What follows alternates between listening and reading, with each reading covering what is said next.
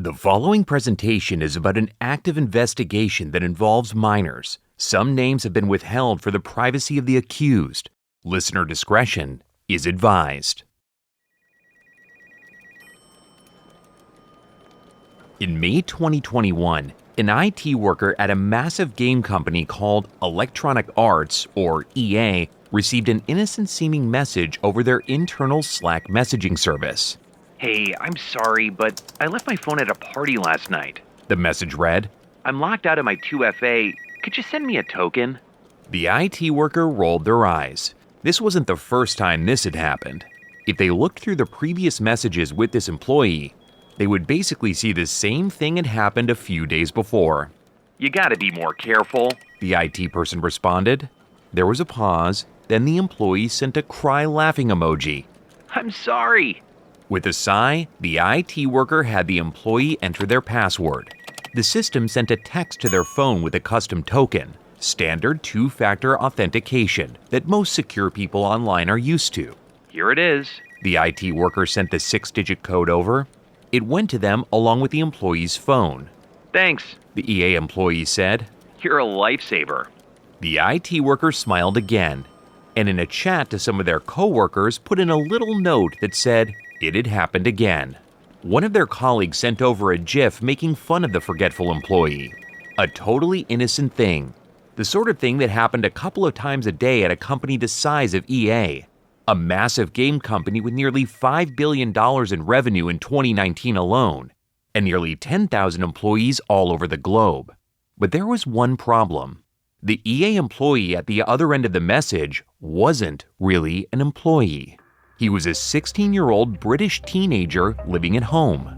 He was working with a criminal group known as Lapsu that was about to run wild through EA's servers. Over the next week, Lapsu members who'd broken into the EA system downloaded 780 gigabytes of proprietary information, from information about games and employee records to the source code files for some of EA's biggest games, including the upcoming installment in their hit soccer franchise, FIFA 21. FIFA games made EA more than $3 billion that year, and this teenager had stolen everything. They could leak it to competitors, give it away for free, use it to make their own game. This could bankrupt a company that employed more than 10,000 people. Hundreds of those employees worked in security to stop exactly this situation from happening. And they were defeated by teenagers using nothing more nefarious than publicly available information and $10 worth of stolen credentials. Who was Lapsu? How did this group of teenagers in Brazil and the United Kingdom end up breaking into Electronic Arts, Microsoft, Samsung, and the Brazilian Ministry of Health? Much of this story is still a mystery. The whole network of Lapsu is still being investigated, and the court cases are still ongoing. But what we do know is a story of doxing, parents not knowing what their kids are up to, and flagrant abuse of social engineering. On this episode, darkroom vulnerabilities, teenage hackers, and the power of social engineering. I'm Keith Corneluk, and you're listening to Modem Mischief. And that's right, we're back. You're listening to Modem Mischief. In this series, we explore the darkest reaches of the internet. We'll take you into the minds of the world's most notorious hackers and the lives affected by them. We'll also show you places you won't find on Google and what goes on down there. This is the story of Lapsu. A quick note before we get started. Modem Mischief has always been an independent production, which is why we could use your support. If you like the show, consider supporting us on Patreon. For as little as $5 a month, you'll receive an ad-free version of the show, plus special bonus episodes only for patrons. Or if you prefer to wear your support on your sleeve, check out our latest merch, links in the show notes. We've got everything from comfy hoodies to sick coffee cups. Your support will keep this show in production, and we're grateful as all hell for those who've been supporting us. And now, on with the show.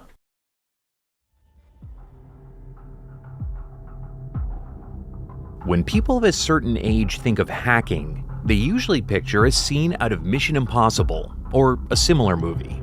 You know how the scene goes. In a dark room somewhere, a nefarious agent sends a piece of malware into a network, probing for vulnerabilities in the code.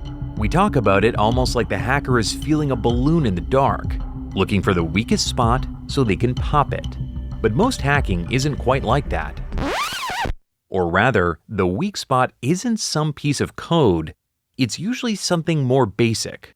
The tallest wall in the world can't stop an invading army if the guard opens the door. Most hacks aren't about using programming to get through security, but instead target the people in charge of the security. They call it social engineering, but at its core, it's about finding ways to get people to let outsiders in. Social engineering can come in a lot of different forms. Getting people to enter their security credentials in a fake password reset email, running quizzes that ask for personal information to get through security questions, or even just those spam calls pretending to be from Medicare.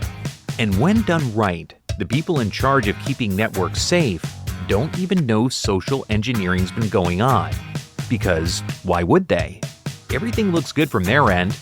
The defenses are up, and once an invader is inside, they'll find a wealth of resources. The networks have tight security.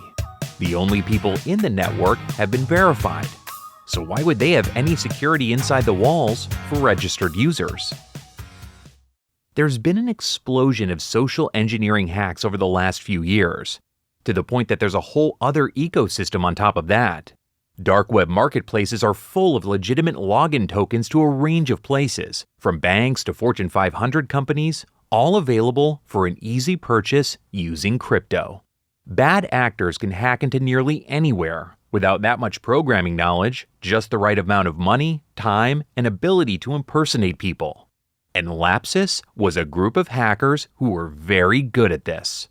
To tell the story of Lapsu, we have to talk about the founder of it, the mysterious figure known as White. This is the part of the story that gets a little tricky. See, this is an active investigation, and there isn't a lot proven in court yet. But we know a little about White, also known as Breachbase. For one thing, White seemed to have gotten their start as a founding member of a short-lived malicious group of hackers that called itself the Recursion Team. In 2021, a British teenager who went by the codename Evelyn founded the Recursion Team, announcing themselves on hacking forums in a way that was 90% a prank group. They would do pretty nasty things, like swatting other people's houses and Zoom bombing corporate Zoom rooms. You remember, one of the 3 million shitty things about 2020? They would break into random company Zoom meetings and distract people like the worst kind of class clown by talking over people, sharing memes or porn, or just being a dick. Annoying stuff, but hardly the kind of thing that set the world on fire. But this group had found a way to get some money too. By using a pretty basic workaround to people's security online, they engaged in something called SIM swapping. So many people's security depends on having a phone number. But what happens if someone switches where the phone call goes? Groups like Recursion specialized in getting phone carriers like Verizon or T-Mobile and getting them to reroute phone numbers to different SIM cards, which is pretty easy to do. It just means convincing someone working for the phone company that you changed phones. As long as a hacker has enough convincing personal details, it can be done in a few minutes. Every phone carrier is full of people who change strangers' phone numbers to different phones every day. All a hacker would have to do is be able to answer some pretty basic security questions. And once they had access to someone's phone number, Recursion could impersonate them online and use the phone number to break into anyone's email or not that well secured online services. And that means anyone, even law enforcement, which opened up a whole new world to the Recursion Group. Because on April 5th, 2021, the founder of Recursion Group, who went by the username Evelyn, posted an ad on a cybercrime forum called cracked.to, selling fake law enforcement data for most websites. Evelyn was underage, 14 at the time of posting, so details are scant. But we know that they lived in England, liked to joke around, and had found a way to SIM swap into police accounts. Once they got access to a police email address, they would contact most companies and ask them about users by claiming there was an imminent threat of terrorism or self-harm. Evelyn and other Recursion Group people knew that it was risky, but also had found that most companies would go along with police orders like this without asking too many questions. Want information about users on a website? Send a note from the police asking for it. Needless to say, even if Evelyn couldn't use the information they got, there was a whole world of people who'd spend money for things like that. So the Recursion Group charged anywhere from $100 to $250 to whoever wanted their service. And people bought their services. In quick succession, both Apple and Meta, Facebook's parent company, got emailed by what they thought were legitimate police requests, only to find out later that it was Recursion Group. The money started coming in, which was great for some teenagers. The Recursion Group seemed like it was just a group of friends fucking around. But one member had bigger plans. White was very good at SIM swapping. They could find weak points and convince most security to let them in without tripping any red flags. But being good at social engineering meant that White also had a vision and didn't just want to be splitting a few $100 forever. No, they wanted to go bigger. Using the name Breachbase, they created an account on a specialized Telegram service that specialized in denial of service attacks and tried to move past the shadow of the Recursion Group. Through selling fake credentials, they collected over $100,000 worth of Bitcoin and wanted to flex their muscles. And they figured out something special. They didn't have to be convincing and know lots of personal information. They could just buy off people who worked for phone companies. The first time they found that someone had worked at the phone company, it must have felt like a miracle. And it gave them an idea to go big. And that's where Lapsus comes in. Starting around November of 2021, messages started showing up on Reddit asking for some very specific types of people. I'm looking for insiders or employees at AT&T, Verizon, or T-Mobile. One such message read, I can offer you upwards of $20,000 a week to do some inside jobs. For me. Low risk for you and me, plus you'll get paid insanely well. You won't even be noticed. We can discuss further on Telegram or email. Signed, White Doxbin, who called themselves Alex, though Alex looked like it was a fake name. Messages like that went out targeting a number of different companies and major organizations. Roughly half of them were written in English, half in Portuguese.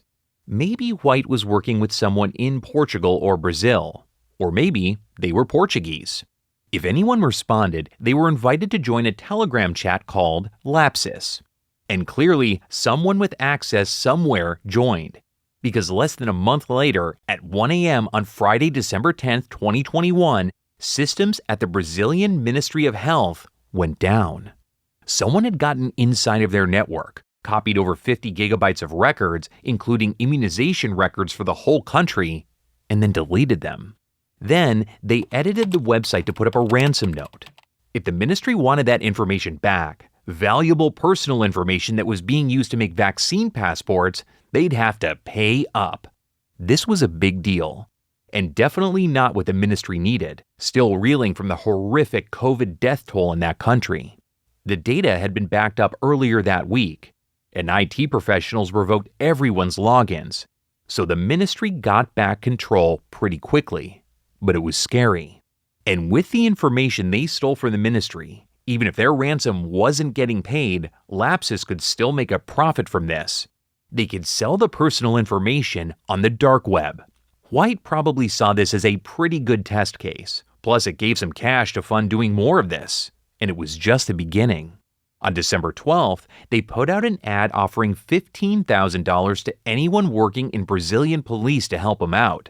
Lapsus was growing, and felt like they had the cash to grow.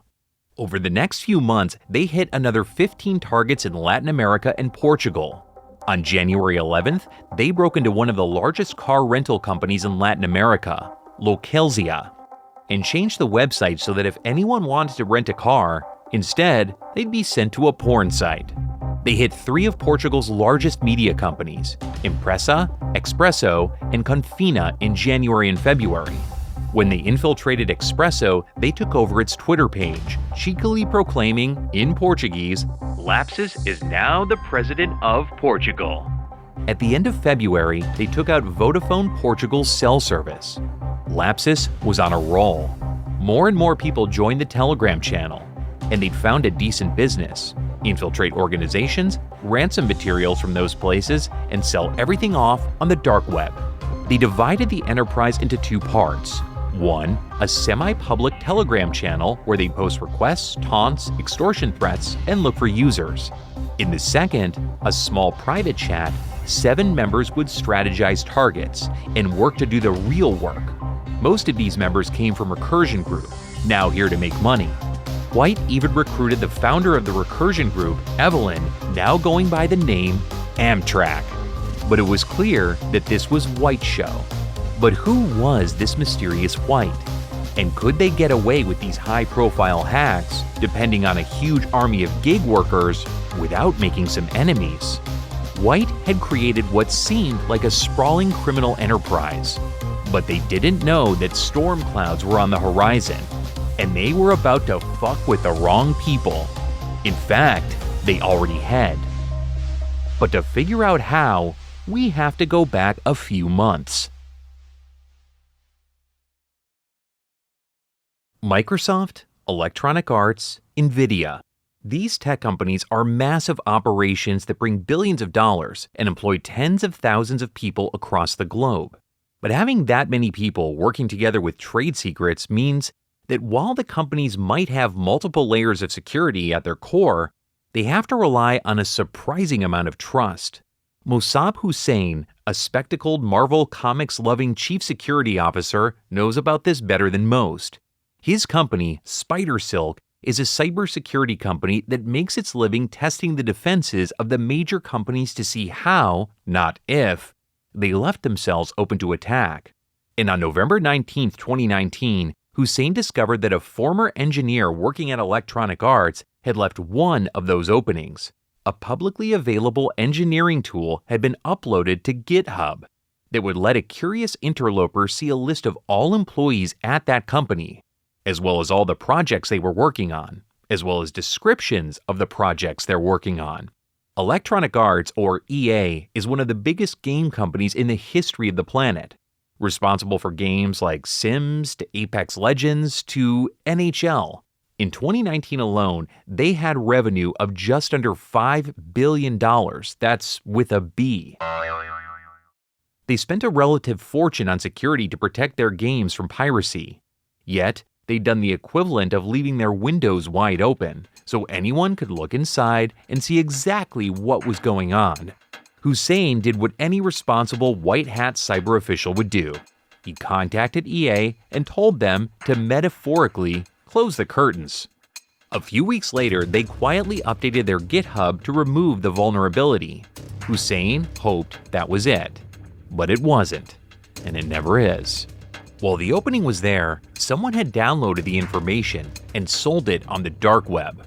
Over at White's bedroom, they saw a listing for EA and saw an opportunity. They were still working with Recursion Group, but they wanted a way to make real money and still hadn't figured out how to franchise yet. They bought the list of internal documents for EA and got to work. See, what made White really good at social engineering, better than the others in Recursion, was that they were willing to put in the work to fixate on a subject. They could spend hours going through boring documents trying to see the vulnerabilities, and hours after going through the GitHub files showing the list of all of EA's channels, they saw an opportunity. On another dark web forum called Genesis, someone had posted login cookies for one of the employees listed in the EA GitHub leak. All White had to do was pay a couple of bucks, and they got credentials that let them send Slack messages to IT. Jackpot. So White logged in using the stolen credentials they'd bought from one place and used the information they'd bought from another, and voila, they had enough to trick IT. White logged in, but couldn't get any further. They tried to use the login to get into the main EA server, but couldn't. It was asking for two-factor authentication. No big deal to someone who'd been doing a lot of social engineering. So they scrolled through old messages. and was a good enough mimic to figure out how people messaged on this Slack, and he got to work. Hey, I'm sorry, I left my phone at a party last night. White typed out. I'm locked out of my 2FA. Could you send me a token? Then they waited, not sure if this would work. They lived for this moment of fear that someone would figure out what's going on. The IT person they messaged started typing. This was it, the moment of truth. The IT person stopped typing. The screen went blank. Shit, White thought to themselves. This wouldn't work. After another moment, the IT person started typing again. White prepped themselves to get in trouble. They reached out to the Ethernet cable hooked into their computer, ready to pull it in case they had to go fast. The message came in just saying, "You've got to be more careful." "Fuck yeah," White thought, and sent a cry-laughing emoji. The universal sign for a white-collar worker caught making a mistake. And like that, they were in. IT opened the door for them. Once in, White was able to download a lot of information. This was going to be a big ticket. EA would pay a fortune for this. They made billions off these games, and White was going to sell it to the highest bidder. They came in and downloaded everything they could, almost a terabyte of information, including the source code to EA's biggest game. Then they posted feelers with all the major players on the dark web waiting for their payday to come. White was so happy and sure of the fortune they were going to get that they started spending. There's a notorious darknet site called Doxbin that nearly a decade before had been a hive of scum and villainy. Hackers could dox people, find their real names, personal information, addresses, and things like that, and post it to Doxbin. If people wanted info about specific people, they could hire hackers on Doxbin to track them down. It was illegal and, well, it was very gross. Users would take revenge on lovers who rejected them, go after people they didn't like online, would out porn actors, and other things like that. And needless to say, for people who lived and breathed on the dark web, like White, it was a big deal. They loved information like that, both for their hacks and out of a sick pleasure. It had gone through different owners and moderators over the years because it was a headache. In 2014, after a federal judge's information had been posted on it, Doxbin went down for a little while. Things like that happened a lot, which was rough for someone like White who spent a lot of time on there. So, knowing they were about to get a fortune, White went ahead and bought Doxbin for a hefty sum from the hacker known as KT, the owner. White didn't want to lose access to all that juicy data they could use for social engineering. And more on that, it was clout. This way, they had power. More power than Evelyn or those other hackers back at Recursion Group, the hacking group White had been a part of before. That's why they became known as White Doxbin, to show the status they had. They were the head of a hacking empire now. Doxbin would be the way to prove it. There was only one problem, though. Even though White had told people on their usual darknet sources that they'd stolen all of this EA data, there weren't any buyers. It had been weeks, and no one wanted to mess with it. This was a big thing, going after a company like EA. They could, and did, hire the very best cybersecurity in the world. This wouldn't be just getting in trouble with some people online. If something went wrong, this could mean real jail time. And what were hackers going to do with the source code to a game? This wasn't bank information or something they could use to make money. This was, well, it was just a game, only valuable to a game company. Well, that's okay. They happened to know a game company that would be very interested in the idea. So on June 10th, they released screenshots and showed their hand. They admitted they'd broken into EA and said they could sell all the information back to Electronic Arts for $28 million. Sure, maybe hackers wouldn't care, but surely the studio wanted to protect its investment, right? Over at EA, the news dropped like a bombshell. How did they do this? Corporate security and IT went through security logs with a fine-tooth comb. And they realized that as crappy as this was, it didn't symbolize a crack in their metaphorical wall. Rather, that someone had gotten lucky. So White got the same message from EA that they'd been getting from everyone on the dark web. Absolute silence. This was a big moment for them. They'd been unhappy at Recursion, hoping to go out on their own. But instead of making a fortune, they were left with nothing. Less than nothing. They'd blown a bunch of money on buying Doxbin, but they learned one lesson. It was shockingly easy to get into a big company if they used social engineering. So White used this moment to grow and to move towards starting Lapsus. But what they didn't know was that EA had used this moment too.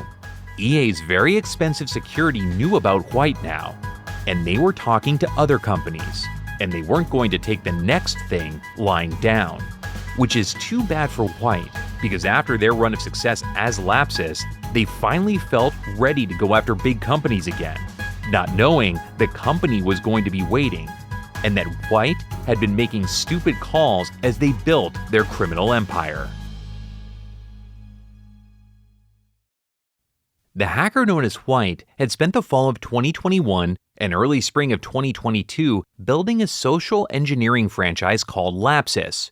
Run on Telegram, it recruited people with ins at different telecom and tech companies as a way to break into systems. Once there, they could steal user data and sell it on the dark web. It'd been a pretty good system when the targets were local governments, small media companies, and others without strong cybersecurity backgrounds. And the members of Lapsus were both easier and harder to track down than most hackers. They didn't depend on impressive tools or need the support of governments or other major resources. They depended on social engineering to break into networks, basically scamming their way in through the back door. White had been able to build a franchise by doing this, and probably thought they were on top of the world. But little did they know there was a ticking time bomb. Because when White had broken into the game company Electronic Arts the year before, they left behind clues of how they work. Here's the thing about social engineering and other confidence games. They depend on trust, so if the trust is broken, they can't do anything. But White didn't notice, or if they did, they didn't care. They were building a ransomware empire on their Telegram chat. The way Lapsus and White worked was a little like using a Discord or other kind of forum. A member of their Telegram chat, an encrypted message app that with a little bit of work anyone could join. Thousands of people were on their main chat.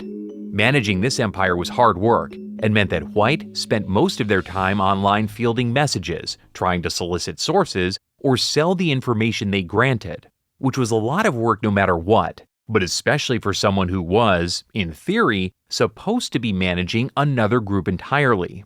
The year before, White had bought some notorious dark web site called Doxbin, a site that hosted doxed information.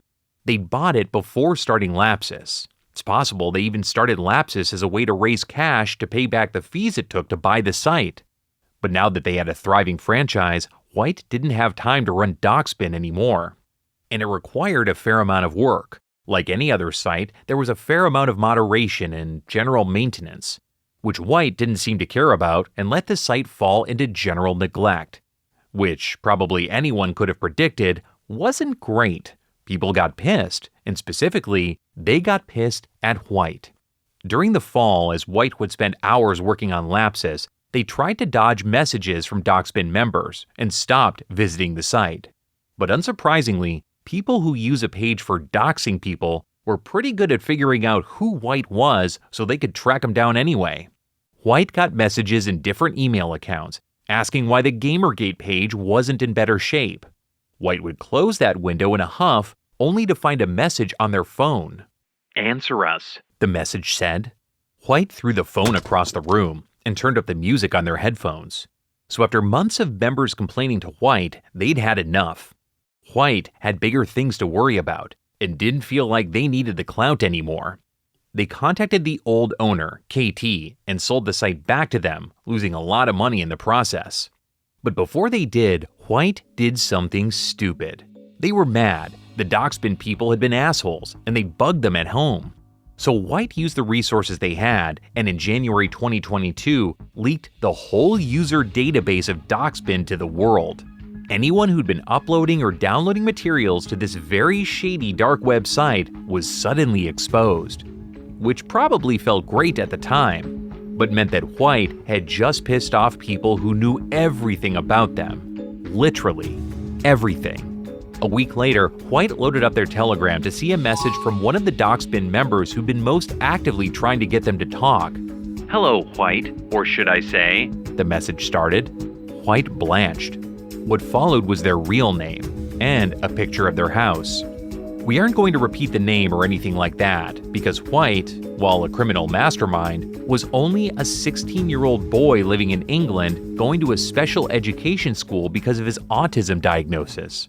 The person who'd been able to break past some of the most intense security in the history of the planet was too young to buy cigarettes. His father, when questioned by the media, said he thought that White just loved playing video games. That's why he was always online. The police weren't there yet. It was just on the dark web. But it was bad. Really bad. White had started out by swatting people, then made a lot of enemies, and now his personal information was out there. It was just a matter of time before they started going after him in real life, and maybe his family. This was bad. Very bad. But instead of laying low, White decided that the only way out of this was through it. He started aggressively hiring people with access to security firms. By late February, 47,000 people were on the Telegram page. It buzzed with traffic. If hackers knew everything about White, well then he was going to be so big as to not worry about it. On February 26th, they broke into NVIDIA and stole more than a terabyte of source code and user data. User data was the useful part of that for making money. But it didn't seem like enough for White. He wanted source code. He wanted to know how things worked. On an internal chat with 7 leaders of Lapsus, including Amtrak, his former recursion group friend, he laid out a plan. He wanted to move past just petty extortion. He wanted to get into the big stuff, the FBI, the Department of Defense. Other members pleaded with him not to mess it up, but White insisted and said he wanted to go after T-Mobile, a big telecom company that could let him SIM swap to get into one of those big places. And after a while, Amtrak relented. But he had a request, since he'd gotten in trouble before. Can you hide the T-Mobile logo? What the fuck? White asked, genuinely confused. Sorry, are you high? Parents know I SIM swap. Amtrak replied, a little sheepish. So if they see the phone logo, they think I'm hacking Keck. LOL, White replied, but got to work. That month, Lapsus hit Samsung and Microsoft, but White kept trying to get into T-Mobile. And on March 19th, they finally got into the holy grail for SIM swapping. Atlas, T-Mobile's internal service for managing user accounts. This was it. It could be used to get into nearly anyone's phone information. But unfortunately for White, the accounts associated with the Department of Defense and FBI needed a little extra work, so it was useless to him. Junk, he wrote in a private chat. No, Amtrak wrote back, pleading. This is good. He could use this to SIM swap wealthy targets for some serious cash. White didn't care though. He wanted to go into the Department of Defense. Why close Atlas? Amtrak typed in all caps. That was what I was wanting since the beginning. I know, White replied, the teen's smirk practically jumping off the screen. That's why I closed it. White was an asshole, and when he fixated on something, he fixated hard. He closed the access to Atlas, and instead spent the next 12 hours downloading all the source code he could find, hoping he could find a way to get into those dangerous accounts. T-Mobile had figured out what was going on and closed down his access, but he didn't care. He had all the info he wanted. But he hadn't realized that he'd made 2 mistakes. First, he'd been making a lot of enemies in the dark web community, people who knew who he really was. And second, by targeting Microsoft, Samsung, NVIDIA, and T-Mobile, he'd set off traps that had been in place since he'd broken into EA the year before. Security researchers had been on the lookout for something like this, and the mix of sloppiness at getting the source code and his public bragging had gotten their attention. And they could go on to Doxbin just like anybody else and see all the information about who White really was. On the morning of March 24th, less than 4 days after White had stolen T-Mobile's source code, he woke up to the sound of sirens outside his quiet suburban home. City of London arrested him, dragged him out of the house past his protesting and confused mother. All across the country, 6 other teens were arrested in connection with it. The command center of Lapsus had been shut down. But the problem with any kind of franchise is that it's hard to take it down in one go. In March of 2022, after being doxxed by a group of people he doxxed before, the British teenager named White, along with 6 other teens, were arrested. They were underage, so the punishment wasn't that severe. But it did put a damper on the whole Lapsus situation. Though White didn't even stop. On September 19th, someone broke into Rockstar Games, maker of Grand Theft Auto, and stole the source code to the newest game, just like it happened to EA years before. But unlike EA, he didn't get away with it. 4 days later, the police showed back up outside White's house and rearrested him. He and the other high-ranking Lapsus members are awaiting trial now. But no matter what happens, this was a big operation. Sure, only 7 people were involved at the top, but 47,000 people were on the public Telegram channel and had learned their tips. And it's not like the leadership was doing anything technologically complicated. Their method was just to buy information on the dark web and use it to break into networks. Anyone can do it, and so they did. In September, the Brazilian branch of Lapsus broke into Uber, but police around the world were paying attention now. In October, Brazilian police arrested the people involved. Since then, multiple groups all over the world have branched off, using Lapsus's techniques and other tricks learned from White, though they aren't the only ones who've learned. Cybersecurity firms are going through dark web forums to look for login tokens to their internal networks as a matter of course, and phone companies are trying to beef up security to stop SIM swapping. They're doing their best to make it harder for groups like Lapsus to break in. But the best security in the world can't do much, so long as there are social engineers like White out there. I'm Keith Corneluk, and you're listening to Modem Mischief. Thanks for listening to Modem Mischief. Don't forget to hit the subscribe or follow button on your favorite podcast app so you don't miss an episode. This show is an independent production and is wholly supported by you, our listeners. And the best way to support this show is to share it. And another way to support us is on Patreon or a paid subscription on Apple Podcasts. For as little as $5 a month, you'll receive an ad-free version of the show, plus monthly bonus episodes exclusive to subscribers. You can also support us through our merch store if soft tees, cool stickers, and comfy hoodies is your thing. Modem Mischief is brought to you by Mad Dragon Productions and is created, produced, and hosted by me, Keith Corneluk. This episode is written and researched by David Burgis.